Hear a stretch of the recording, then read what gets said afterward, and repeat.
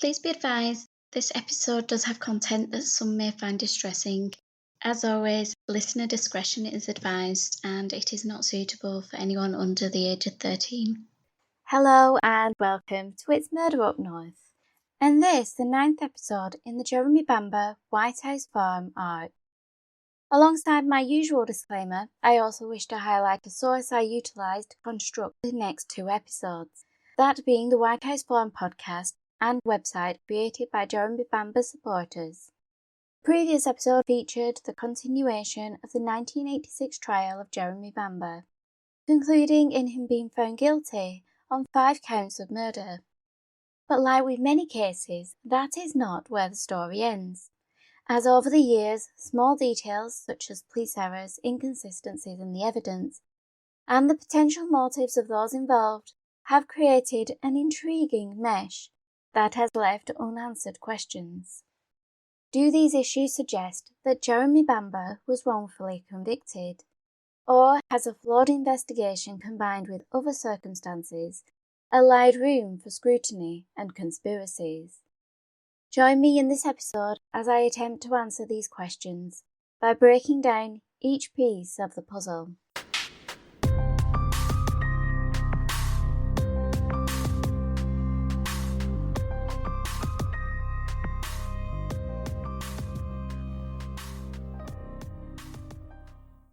Upon being taken to the cells to await transportation to prison, Jeremy Bamber broke down in tears. From the moment of his arrest in September 1985, up until the guilty verdict was read, he had been steadfast in his belief that he would walk free from court. Instead, he was to be surrounded by guards and escorted to his new life as a prisoner. Meanwhile, in a nearby hotel, his former girlfriend, Julie Mugford, was providing a News of the World journalist and photographer her story, sold to them exclusively at a cost of £15,000, although some have stated it's £25,000, which was to be published alongside images of her posing on a bed. As the 22-year-old openly shared details of her involvement in the case, Essex police were fielding questions regarding their handling of the investigation, releasing a statement in which they accepted they were too hasty when it came to declaring the deaths as 4 murders and a suicide. However, they did not deem an inquiry to be necessary. This was not acceptable to the press or public, a consensus which Home Secretary Douglas Hurd agreed with, resulting in the instruction that Sir Lawrence Byford should lead an inquiry into how the case was executed. This will be the first of many inquiries and appeals revolving around the White House Farm murders. Jeremy's relatives returned to Essex, with Anne Eaton's husband Peter taking over the management of the farm. Yet the house would remain empty, pending the outcome of any appeals lodged by Jeremy's defence team. Aside from Jeremy, Julie, the police and his relatives were all key players in the case, and each party would be scrutinised over the passing years. During this episode, I shall break down the criticisms and theories lobbied against them, and where possible provide details to support or dispel these claims. I shall start with Julie Mugford, Jeremy's former girlfriend and the primary witness whose words would help to convict him.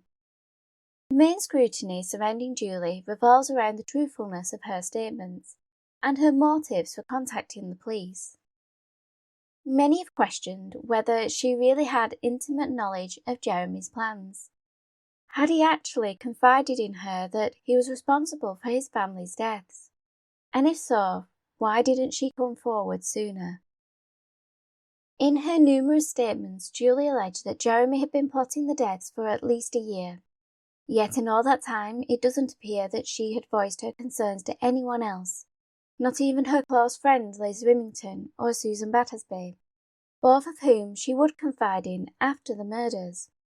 Her reasoning for this was that she didn't take him seriously, as she saw it as nothing more than idle chit-chat, the normal rantings of someone having issues with his family, which arguably is something we all have likely done at some point in our lives.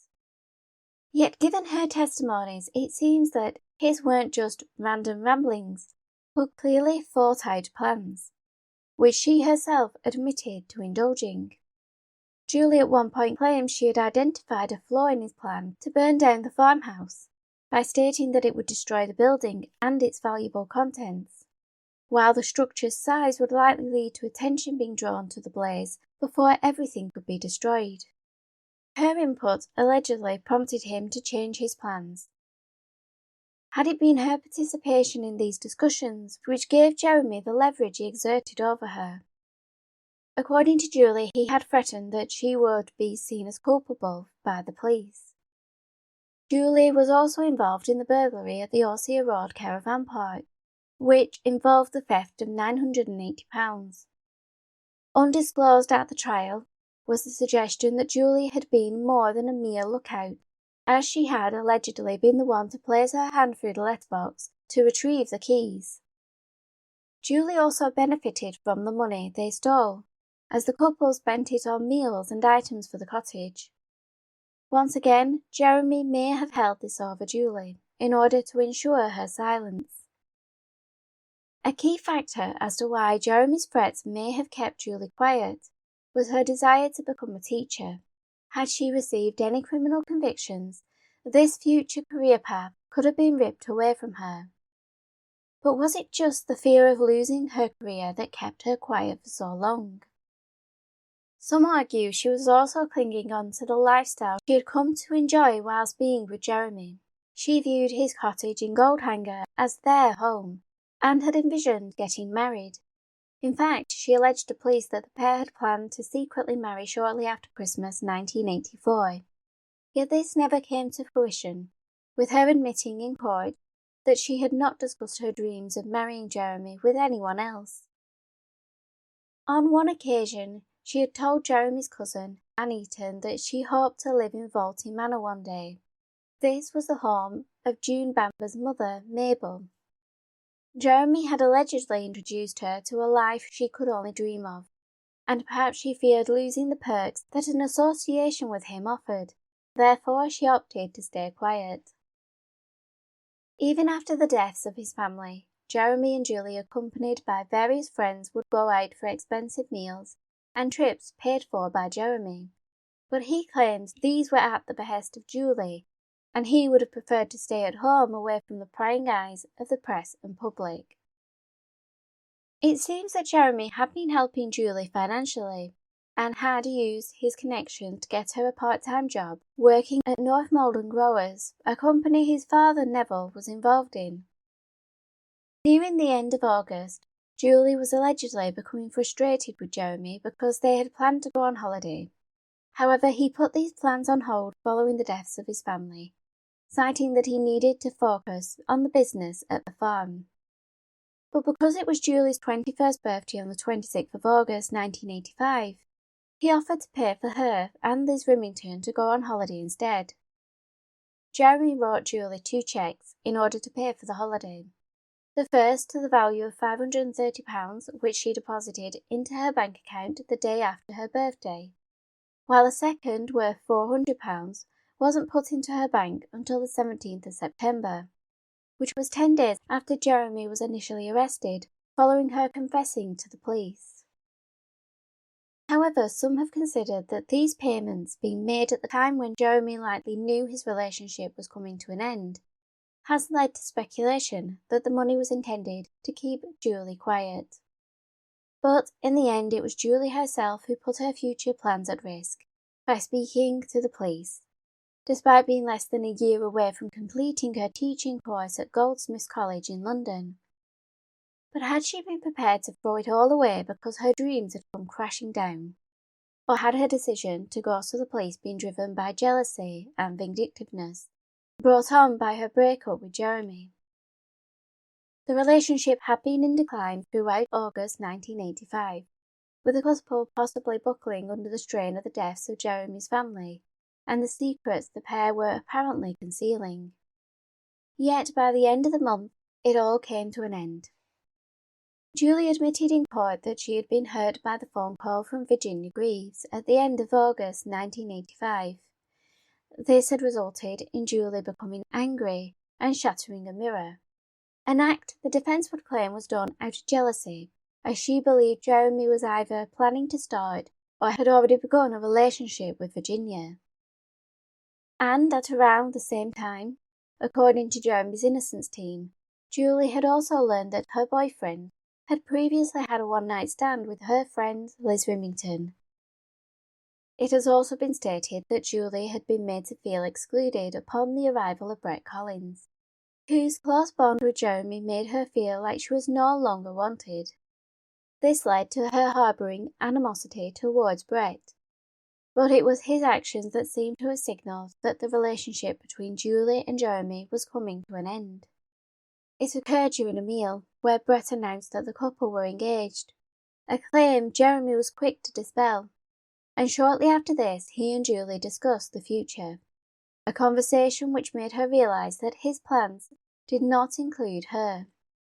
Further feeding into this belief that Julie was driven by jealousy, there was one notable admission she made to police, in which she indicated she had taken Jeremy's keys so he was unable to leave, and had placed a pillow over his head while he slept, determined that if she couldn't have him, no one could.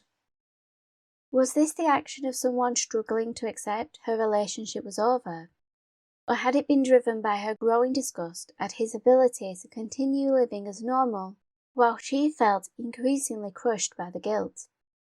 Did she go to the police because, if he was in prison, no one else could have him? There is another reason why she spoke to the police, as it emerged that it was not Julie who contacted them, but instead it was Liz Remington's ex-boyfriend Malcolm Waters. After Julie had told Liz about Jeremy being responsible for the killings, the pair had gone to Malcolm's house on September 6, 1985 for advice. Julie was reluctant to go to the police, but Malcolm recognised that her allegations against Jeremy were serious and needed to be reported. Therefore he contacted them while Julie was still at his home. This effectively forced her hand, and may explain why certain details she provided were incorrect. Perhaps she concocted a false narrative in order to appear as though her story wasn't credible. Maybe she hoped that by implicating Matthew MacDonald as the hitman, the police would find her testimony to be fabricated and wouldn't investigate further, thus protecting herself from Jeremy's threats. Or was Julie clinging to the hitman story, as told to her by Jeremy, because she truly didn't want to face the reality of what he had done? One of the issues regarding the veracity of her testimony was raised in court, with it being put to Julie that she had furnished her statements with information gathered from the newspapers. A prime example to support this argument was her claim that the hitman had told Jeremy he had shot Neville 7 times, not 8. The number of gunshot wounds Neville received was incorrectly reported in the press, but could this really prove the accusation that this was where Julie got her information from?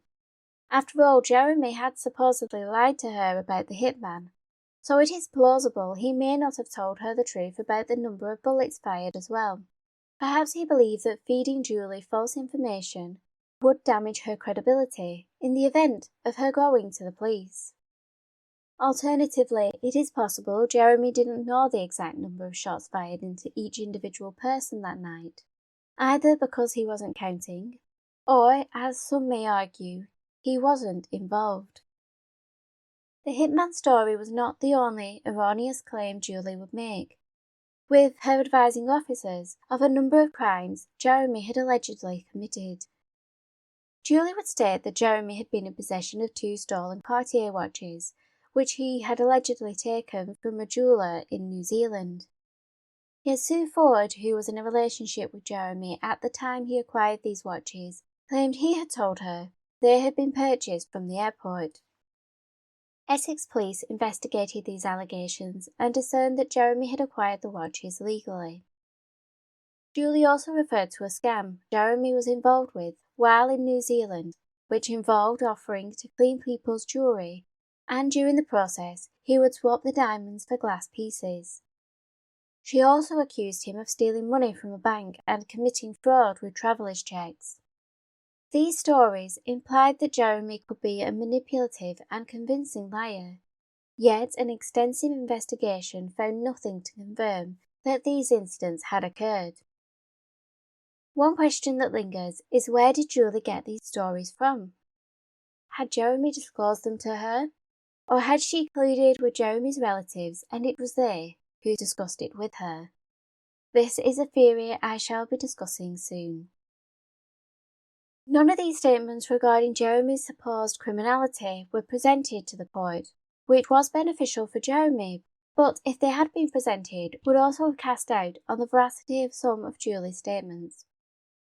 Yet even after these seemingly fabricated allegations, the police continued to heed Julie's testimony, with her revealing some details which they could verify. However, Julie wouldn't just reveal Jeremy's indiscretions. As stated, she confessed to the burglary at Osier Road, an offence which enabled police to hold Jeremy for questioning. But she would also admit to offences she had committed, an astonishing thing to do, given that her future career was reliant on having a clean criminal record. The most notable admission by Julie came when she informed the police that in 1984, she and her friend Susan Battersby had gone on a £600 shopping spree in London, using Susan's chequebook, which they had reported as stolen. In total, Julie wrote out 13 cheques and forged her friend's signature on each of them. During her interviews with police, Julie implied that it was a reaction to Jeremy's insinuations that she was a goody two-shoes, which in turn led the investigators to believe that Jeremy had a corrupting influence on her, despite the fact that he had been unaware of his girlfriend's actions. Detective Superintendent Mike Ainsley, who took over the investigation once Jeremy became a suspect, would express his views on Julie, stating, "I believe it would be fair to describe Julie Mugford as a normal student, reasonably presentable, who prior to meeting Bamber was leading a normal student life. There is no doubt that she has been corrupted, criminally, sexually and in relation to drug abuse, by Bamber. Fortunately, she appears to have recognised her descent and pulled back from the precipice. I would describe her as an intelligent young lady, a typical student, reasonably presentable, who prior to meeting Bamber led a normal student life.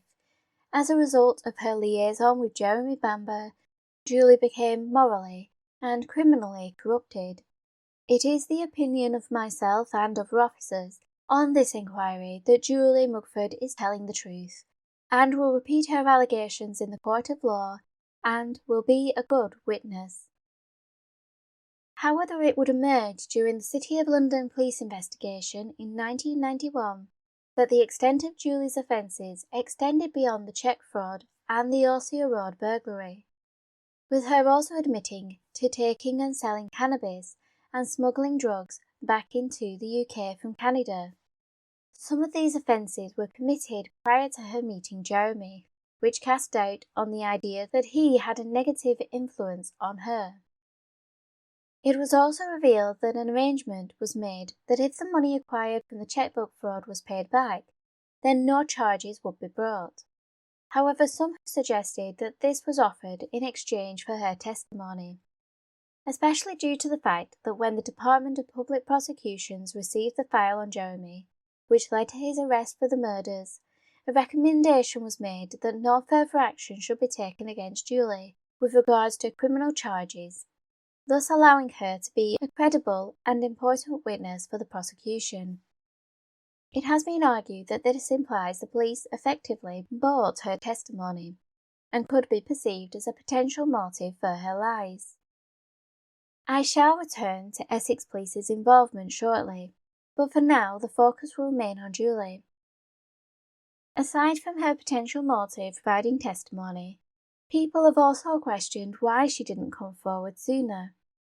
For a whole month, she had numerous opportunities where she was alone with various family members and police officers. Arguably, she could have called the police as soon as Jeremy had called her at 10 o'clock on the evening of the 6th of August.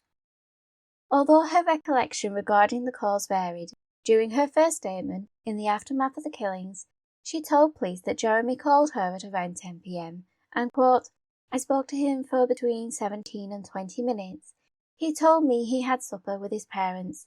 During the conversation that evening, he said he had as pleasant a day as could be expected due to harvesting. He did not make any more mention of the family." This changed a month later, with her now claiming that Jeremy had said, "I've been thinking in the tractor, and the crime will have to be tonight or never. I was aware that when he said the word crime, he was referring to the killing of his family."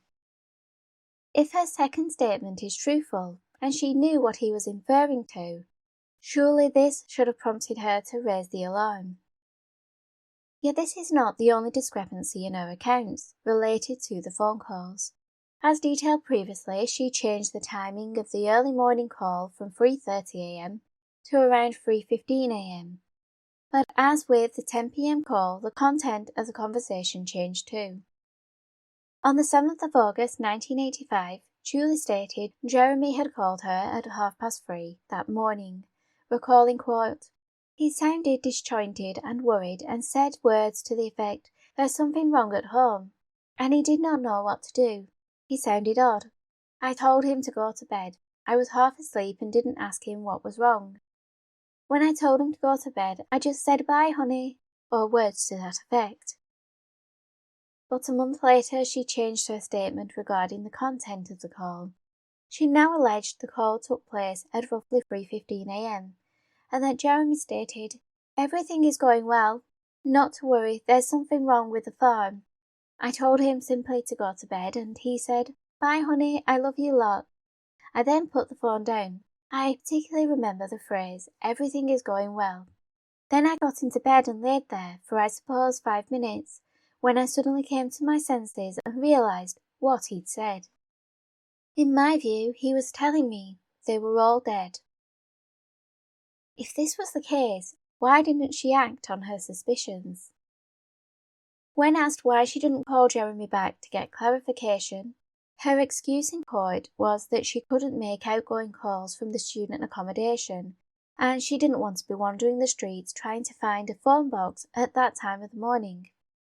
But if she truly thought something was amiss, couldn't she have woken one of her flatmates so she wasn't going out alone? While her first statements to police suggested that she and Jeremy had no inclination of what was occurring at the farm, those she provided a month later seemed to imply she had some understanding of what was going on. So why didn't she do anything? By coming forward sooner, she may not have saved the family, but Julie could have ensured that Jeremy was considered a suspect sooner, potentially preserving evidence, saving the relatives the pain of believing one story till the second came to light, and it could have prevented Sheila's name being besmirched. So why didn't she raise the alarm? One suggestion has been that Julie had been drinking or taking drugs that night, and so she was not in the frame of mind to recognise the seriousness of Jeremy's statements. Another possibility was that she had been woken up by the phone call and still half asleep. She hadn't fully understood what Jeremy was saying. Or perhaps she just thought it was another one of his rants, hence why she told him just to go back to bed. Julie's next opportunity to reveal what she knew occurred when she was collected from London on the morning of the murders. Surely police officers arriving at her flat would have given her a signal that something serious had occurred. So why hadn't she spoken up during the 45-minute drive from her college in Lewisham to Jeremy's cottage in Goldhanger? This simply may be because she did not have all the details, something which could be corroborated by Colin Caffell's recollections of being notified of the tragedies. When police arrived on Colin's doorstep, they had very little information, save for the fact that 5 members of the Bamber family were dead, and he wasn't provided more details until he arrived in Goldhanger later that day. So is it possible that this was the case with Julie also? Yet later that day, after being told what had occurred by police, Julie and Jeremy's cousin David Boutflower walked to the local pub to get food for those gathered at the cottage. So why didn't she take this opportunity to confide in David? Perhaps because it wasn't until later that evening, after everyone had gone home, that Jeremy revealed he had hired a hitman to carry out the killings. But even after this confession, she failed to speak up. On numerous occasions she found herself in a position where she could have told someone, perhaps while travelling with Anne to and from the mortuary to identify the bodies, or she could have disclosed the information to someone at the mortuary. Julie even had a second opportunity to tell Anne when she accompanied her into town to make arrangements for the funeral flowers. There was also the incident on the way to Pevensey, during which she and Jeremy argued about the killings, causing her to become so upset that she requested she continue the rest of the journey in her friend's car, meaning she was along with her friend Karen Bishop, while in a highly emotional state, yet still said nothing. When she did speak to the police, she would allege that Jeremy had threatened her. Julie would also admit that over the past 4 weeks, she had struggled to contend with the reality that the man she loved was capable of murdering his entire family, including 2 6-year-old boys while they were sleeping. The mental strain of coming to terms with such a revelation must have been immense, combined with the growing guilt, particularly as she was privy to the emotions of the relatives, while also viewing what she alleged was Jeremy's cold and unaffected behaviour. Had this burden become too much for her, and Jeremy ending their relationship was her breaking point? Or was it upon the ending of her relationship that she realised that the future she hoped for was lost, and driven by jealousy and vindictiveness, Julie opted to reveal all to the police, especially after she was assured that no charges would be brought against her. However, there may be another motive for her to testify, namely an exclusive interview with the News of the World, for which she would be paid £15,000, roughly £45,000 today. One could argue that this provided her some compensation for the lifestyle she had lost by turning on Jeremy. The exclusive deal was an arrangement the defence argued they would have introduced if they had known of its existence, as the deal could have cast doubt on Julie's reasons for testifying. But it is claimed that the agreement wasn't made until after the verdict, but there is no copy of the contract to confirm this. The main issue, should the defence have tried to introduce this as evidence, would be the counter-argument that Jeremy had also agreed to an exclusive newspaper interview, should he be found innocent, which would only have fed into the prosecution's narrative that he was motivated by greed. Jeremy was, however, found guilty, and Julie did provide her story to the News of the World, the proceeds of which helped her to buy a flat in London and covered her legal expenses. Yet, within a year, she regretted her decision due to the manner in which the story was written and the scantily clad images of her that accompanied it. Julie tried to set the record straight in another article, but that was the last involvement with the press. Opting to focus on her teaching career, she moved to Canada, started a family, and it was last reported she was working in a high-level position within the Canadian education system. Julie was not the only one who had faced scrutiny over the years, with Jeremy's relatives also being placed under the microscope. They have been confronted with various allegations, including suggestions that they framed Jeremy and colluded with Julie and the police to secure a conviction in order to claim property, money and businesses which he would have inherited. With regards to the relatives, there are various individuals to consider, so I shall give a rough breakdown of how they are all connected. Starting with Leslie and Mabel Speakman. They were Jeremy's maternal grandparents and had 2 daughters, June and Pamela. June married Neville Bamber and adopted Sheila and Jeremy. Meanwhile, her older sister, Pamela Speakman, married Robert Boutflower, and their children are David and Anne, with the latter marrying local farmer Peter Eaton. By the time of the tragedies, many of Neville's relatives were deceased, save for his niece and nephew, Anthony and Jacqueline Pargeter. They would also provide testimony to the police, with it being Anthony who had provided evidence regarding seeing the Anschuts stored away in the gun cupboard just a couple of weeks prior to the shootings. One of the main claims made against Jeremy regarding why he killed his family revolve around what he stood to inherit. With them all deceased, he was sole heir to a large estate, which was estimated to be worth £450,000, roughly £1.3 million today. Yet it appears the family may have taken steps to prevent Jeremy from acquiring further assets. Upon her husband, Leslie's death on the 14th of August 1975, Mabel Speakman had amended her will to split the estate equally between her daughters, Pamela and June. However, after the tragedies at Whitehouse Farm, June's share would have been acquired by Jeremy upon his grandmother's death if her will was not amended. Mabel was deemed too ill to provide a police statement following the deaths of her youngest daughter and her family. However, in mid-August, while Sheila was still being considered the culprit, Mabel was apparently well enough to make changes to her will which resulted in the entire estate now being bequeathed to Pamela.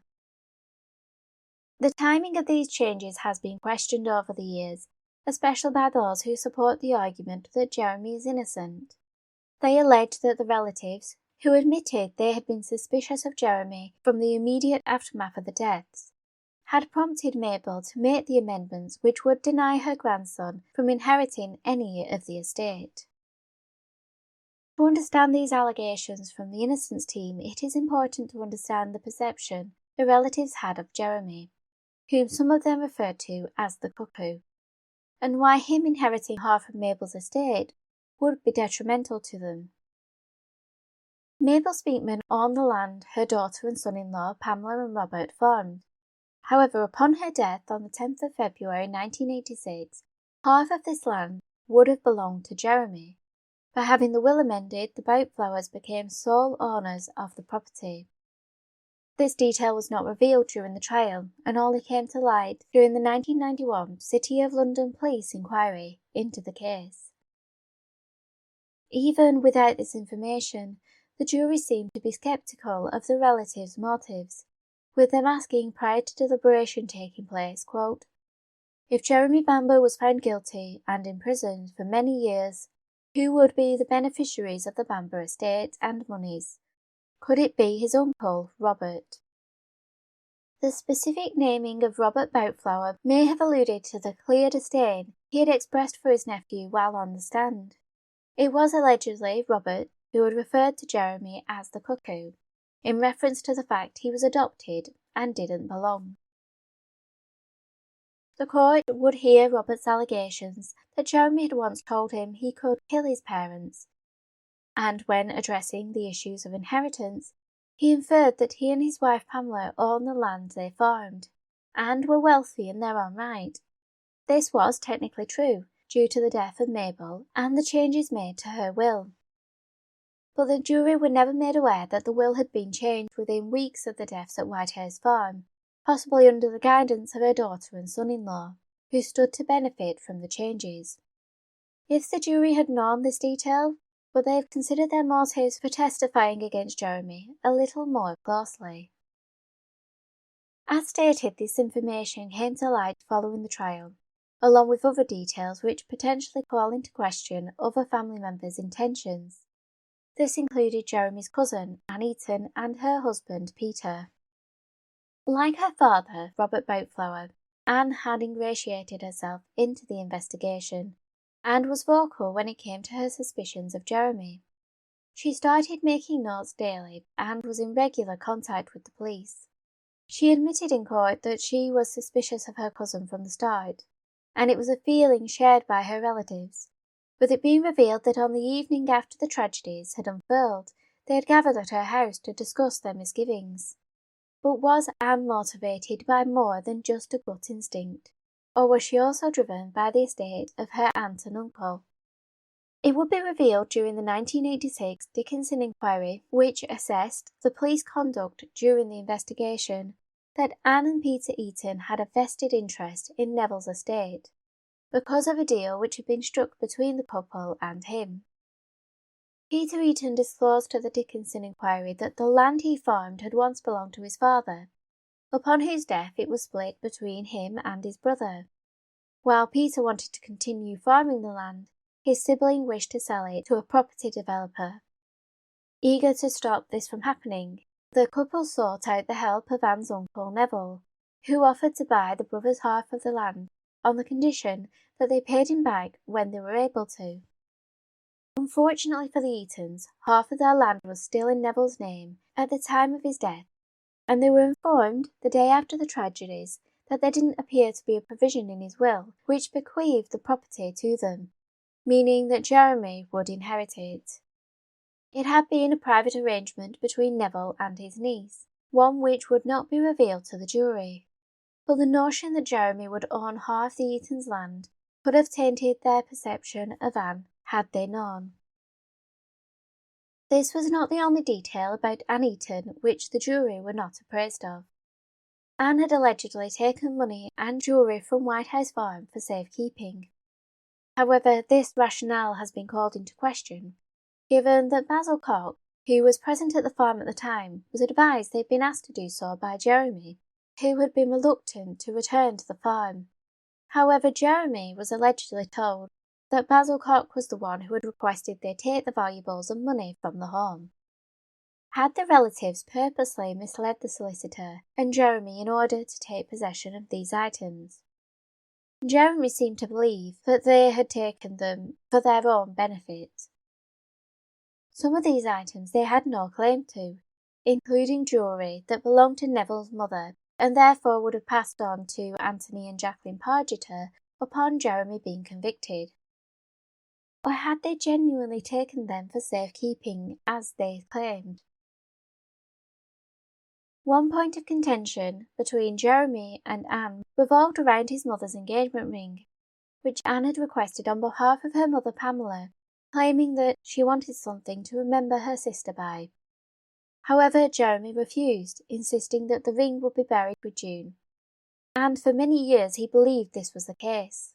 That was until the early 2000s, when newly released documents revealed that while at the mortuary, a police officer had given Anne the rings.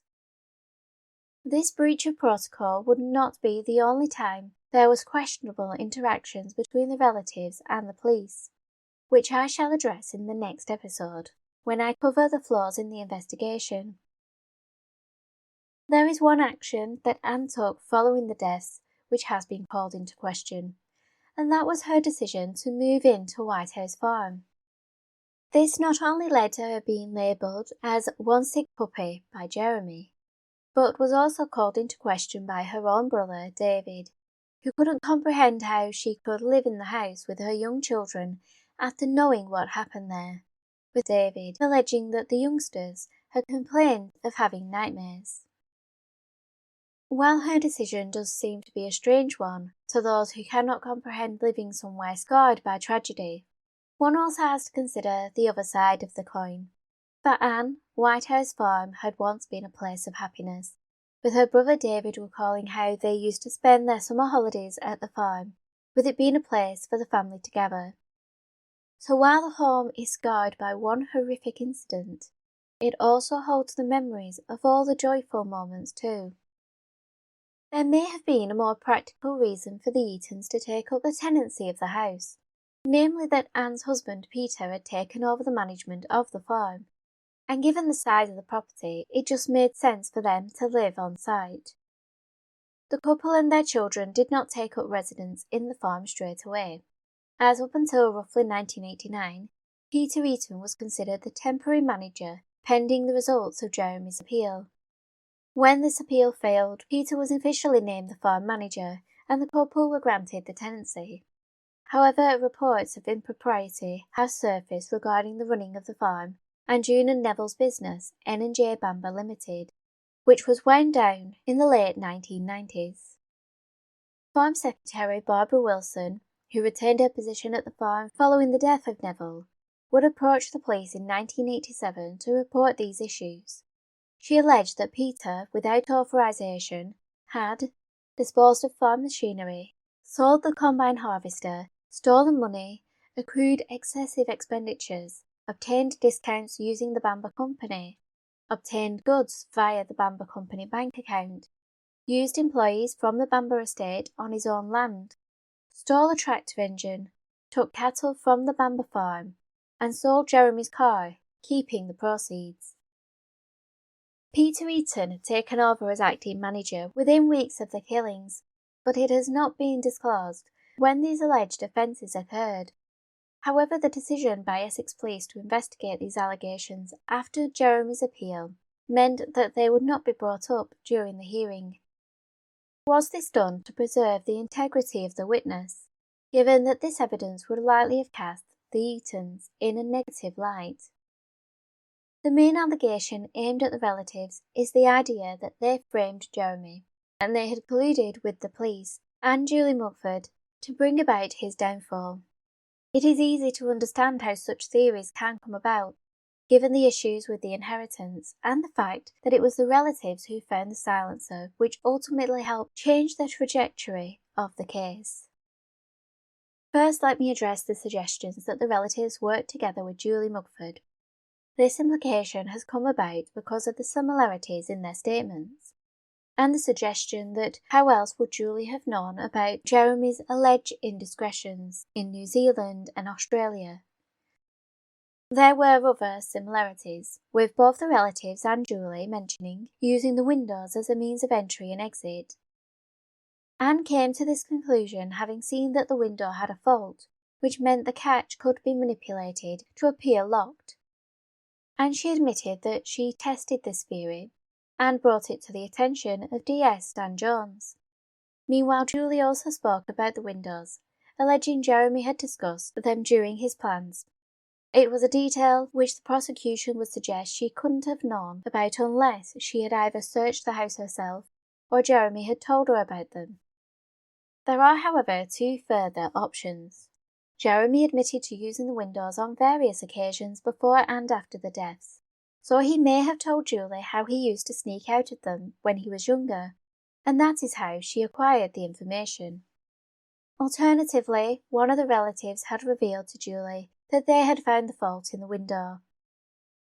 Anne and Julie also shared the same thoughts regarding June's bike being used to get to and from the farm. Again, Julie alleged this was part of Jeremy's plan, and had noted that the bike was at Jeremy's cottage the weekend before the killings, with him claiming he had borrowed it for her use. However, was this just a cover, and he had intended to use it to get to the farm? If this was the case, it suggested the killings weren't a spur-of-the-moment decision made on the 6th of August while he was sitting on the tractor, and he had been putting the pieces in place days before he proceeded. The main issues with the suggestions that family colluded with Julie is the question regarding when they had started letting her into their confidence. Given Julie's closeness to Jeremy, surely they would have been reluctant to share their suspicions, just in case these were fed back to him. There is another, and arguably more controversial claim that officers from Essex Police conspired with the family, and Julie. It has come to light that there was contact between certain officers and the witnesses on over 30 occasions, and a statement made by DS Stan Jones during the 2002 investigation implies collusion, with him stating, "I'm saying Anne Eaton because she was in contact with Julie and myself. We talked."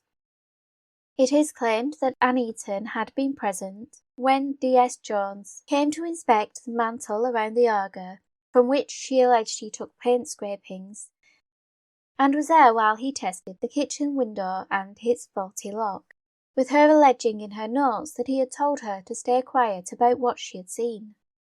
But him asking her to stay quiet may just have been that he didn't want news getting back to Jeremy that he had his own suspicions. How much weight can we place on these assertions that there was collusion between the relatives and the police? Is it likely that the manner in which the investigation was handled has simply allowed room for criticism and speculation? Join me next time as I delve into how the investigation was managed, including the conduct of individual officers and the developments surrounding key pieces of evidence. So in the meantime, keep an eye on those shadows.